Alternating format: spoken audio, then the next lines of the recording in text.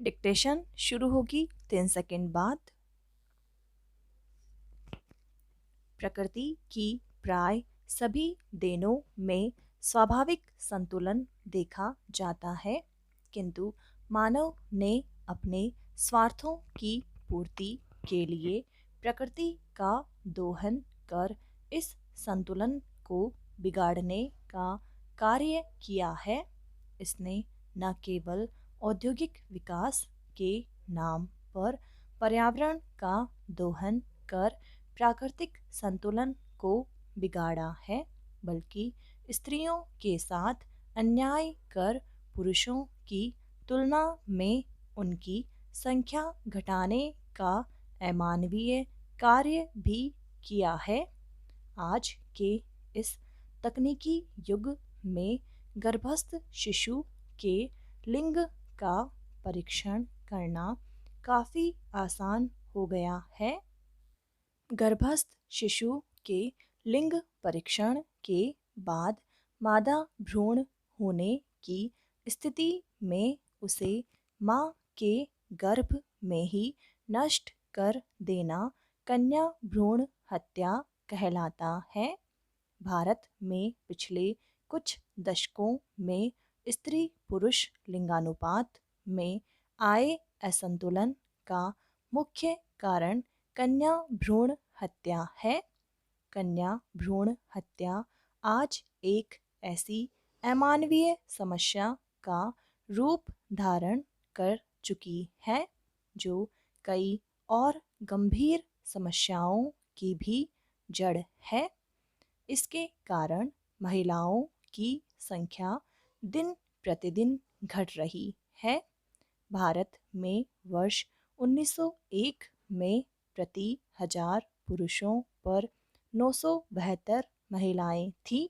वर्ष 1991 में महिलाओं की यह संख्या घटकर 927 हो गई। वर्ष 1991-2011 के बीच महिलाओं की संख्या में वृद्धि दर्ज की गई। फलस्वरूप वर्ष 2011 की जनगणना में प्रति 1000 पुरुषों पर 943 महिलाएं हो गई। सामाजिक संतुलन के दृष्टिकोण से देखें तो यह वृद्धि भी पर्याप्त नहीं है। नेशनल क्राइम रिकॉर्ड ब्यूरो के अनुसार वर्ष 2014 में कन्या भ्रूण हत्या के 50 मामले सामने आए थे। इसके बाद वर्ष 2015 में 15 और 2016 में 40 मामले सामने आए। भारत में 0 से 6 वर्ष की आयु वर्ग वाले बच्चों के लिंगानुपात की स्थिति सबसे दयनीय है। वर्ष 2011 की जनगणना के अनुसार हरियाणा का लिंगानुपात 879 है, जो भारतीय राज्यों में सबसे कम है।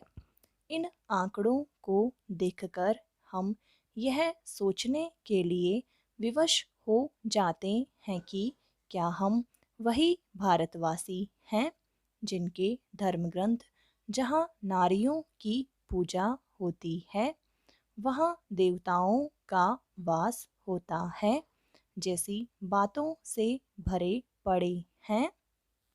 संसार का हर प्राणी जीना चाहता है और किसी भी प्राणी के प्राण लेने का अधिकार किसी को भी नहीं है, पर अन्य प्राणियों की बात कौन करे। आज तो बेटियों की जिंदगी कोख में ही छीनी जा रही है। भारत में कन्या भ्रूण हत्या के कई कारण हैं। प्राचीन काल में भारत में महिलाओं को भी पुरुषों के समान शिक्षा के समान अवसर उपलब्ध थे, किंतु विदेशी आक्रमणों एवं अन्य कारणों से महिलाओं को शिक्षा प्राप्त करने से वंचित किया जाने लगा एवं समाज में पर्दा प्रथा और सती प्रथा जैसी कुप्रथाएं व्याप्त हो गईं। महिलाओं को शिक्षा के अवसर उपलब्ध नहीं होने का कुप्रभाव समाज पर भी पड़ा। लोग महिलाओं को अपने सम्मान का प्रतीक समझने लगे। धार्मिक एवं सामाजिक रूप से पुरुषों का अधिक महत्व दिया जाने लगा एवं महिलाओं को घर की चारदीवारी तक ही सीमित कर दिया गया। इसके कारण संतान के रूप में नर शिशु की कामना करने की गलत परंपरा समाज में विकसित हुई। युवावस्था में प्रेम के फलस्वरूप गर्भधारण को हमारा समाज पाप मानता है। जिस परिवार की किशोरी ऐसा करती है, समाज में उसकी निंदा की जाती है। इसके अतिरिक्त यौन संबंध बनाने की स्थिति में भी महिला की ही निंदा अधिक की जाती है। इसे समाज ने अपनी प्रतिष्ठा का प्रश्न बना लिया है। इन्हीं कारणों से लोग चाहते हैं कि भविष्य में अपनी प्रतिष्ठा को ठेस पहुंचने की किसी आशंका से बचने के लिए वे केवल नर शिशु को ही जन्म दें। कोई भी महिला अपनी गर्भस्थ संतान को मारना नहीं चाहती, भले ही वह कन्या शिशु क्यों न हो, लेकिन परिजन विभिन्न कारणों से उसे ऐसा करने के लिए बाध्य करते हैं। भारतीय नारियां तो अपनी कन्याओं को जीवन भर समस्याओं का दृढ़तापूर्वक सामना करने की सीख देती हैं। पैरा कन्या भ्रूण हत्या का एक बड़ा कारण दहेज प्रथा भी है। लोग लड़कियों को पराया धन समझते हैं। उनकी शादी के लिए दहेज की व्यवस्था करनी पड़ती है।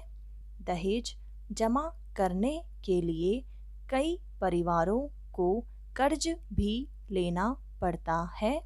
इसलिए भविष्य में इस प्रकार की समस्याओं से बचने के लिए लोग गर्भावस्था में ही लिंग परीक्षण करवाकर कन्या भ्रूण होने की स्थिति में उसकी हत्या करवा देते हैं। हमारे समाज में महिलाओं से अधिक पुरुषों को महत्व दिया जाता है। इस प्रकार की मानसिक प्रवृत्ति से भी महिलाओं के प्रति होने वाले भेदभाव को बढ़ावा मिलता है। अभी भी कामकाजी महिलाओं की संख्या बहुत कम है। उन्हें केवल घर के कामकाज तक सीमित रखा जाता है।